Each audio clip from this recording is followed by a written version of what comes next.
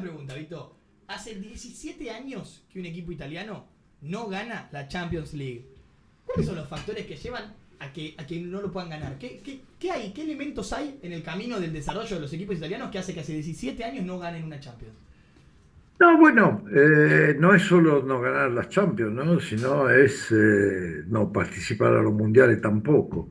El fútbol italiano después del 2006, ese escándalo que sufrió, que fue tremendo, que hizo perder totalmente la credibilidad, en el movimiento. Después el Milan en el 2007, prácticamente con el mismo plantel que tenía en el 2006, que había sido finalista en 2005, que había ganado en 2003, vuelve a ganar la Champions. Después se dio el caso de Inter, que aprovechando de la bajada a la B de Juventus. Juventus, ¿no? Se hizo muy fuerte en esos 5 años, Sí. del 2006 al 2010. Moratti gastó la que no tenía, porque Moratti, el padre de Moratti, Angelo Moratti, había sido campeón de Champions, se llamaba Copa de Campeones, Sí. en la década de los 60 con el entrenador Elenio Herrera, y con esa Inter fantástica de aquella época. Y Máximo Moratti lo había vivido como niño, ¿no? Como hijo, enamorado del padre, de la hazaña del padre, y cuando le tocó a él, bueno, él tenía ese sueño, ¿no? Poder repetir lo del papá. Entonces se gastó la que no tenía y de hecho después tuvo que vender, después de ese 2010. Así que la 2010 con Champions, Mourinho. claro, la Champions del 2007, la Champions del 2010, digamos que a pesar de lo que había pasado en 2006, fueron como los últimos manotazos de dos grandes hombres, mecenas, como Berlusconi y Moratti, que pusieron plata de su bolsillo para conseguir resultados deportivos. Vos me hablas de Berlusconi. Berlusconi, sí, con Contame un Milan de poco de 2000. Silvio y tu vínculo con él.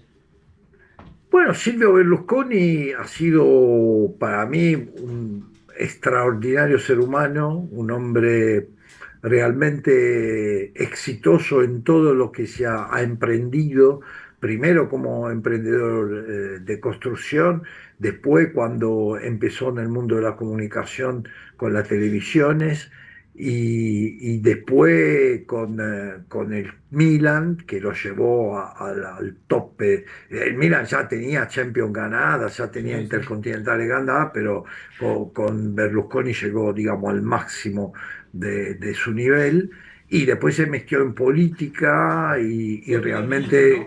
eso le costó muchísimo porque lo persiguieron de toda manera posible e imaginable, ¿no? La extrema izquierda en Italia, después de lo que había pasado en el 92 con ese escándalo que se dio en llamar Tangentopoli, que se llevó puesta la política tradicional italiana de posguerra, los partidos tradicionales italianos. El único partido que no fue tocado fue el Partido Comunista, y ellos cambiaron nombre y pensaban con eso agarrar el poder.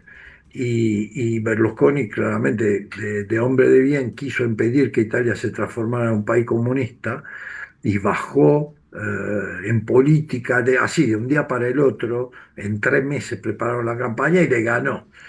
¿No?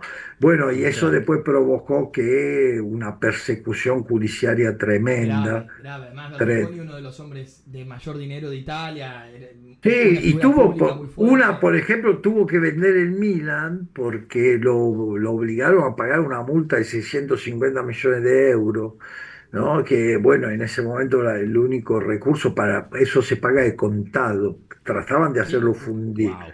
Y en cambio, bueno, él vendió el Milan, que eso era como contado inmediato, lo vendió mal, pues valía mucho más que eso el Milan, y pudo pagar esa multa.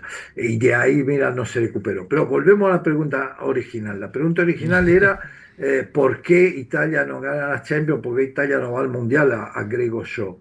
Y porque estamos pagando todavía La cuota. eso que pasó en 2006. Eso le echó una falta de credibilidad al fútbol total en Italia. Usted fíjese, acaban de terminar el domingo, ayer, anteayer, acaban de terminar los europeos de atletismo. Italia ganó en el medallero, no, terminaron los europeos de natación, Italia ganó el medallero, Italia campeón del mundo de vóley masculino, Italia campeón del mundo de vóley femenino, Italia viene de dos Davis consecutivas, tiene el número uno del mundo y tiene 8 jugadores en los primeros 50, y así podría seguir Sí. casi de manera infinita con los éxitos. Bueno, el mejor piloto de Fórmula 1 en este momento, el Sí, puntero, Kimi es, Antonelli, es un Yannick joven Sinner, italiano. entonces, No, y así podíamos hablar de gimnasia artística, podíamos hablar de deporte poco tradicional como el waterpolo, el taekwondo.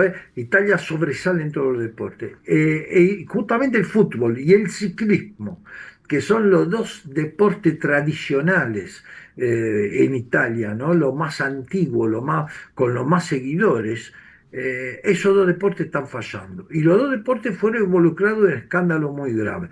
En el caso de fútbol, en el 2006, ese Calciopoli, ¿no? Esos partidos amarrados, 50.000 páginas de escucha telefónica, una locura. cosas. Yo la leí todo, no me tomé el trabajo, la leí todo. Por suerte son páginas judiciales, ¿no? No son páginas como de un libro que tardas un par de minutos a leerla. La página judicial la pasa rápido, ¿no? Pero fue tremendo. Y en el ciclismo, la muerte de Pantani y todo el tema del doping, también le quitó muchísima credibilidad. Y esos dos deportes, que eran los dos deportes históricos en Italia, se han caído muchísimo. A eso se suman fenómenos que son mundiales, ¿no?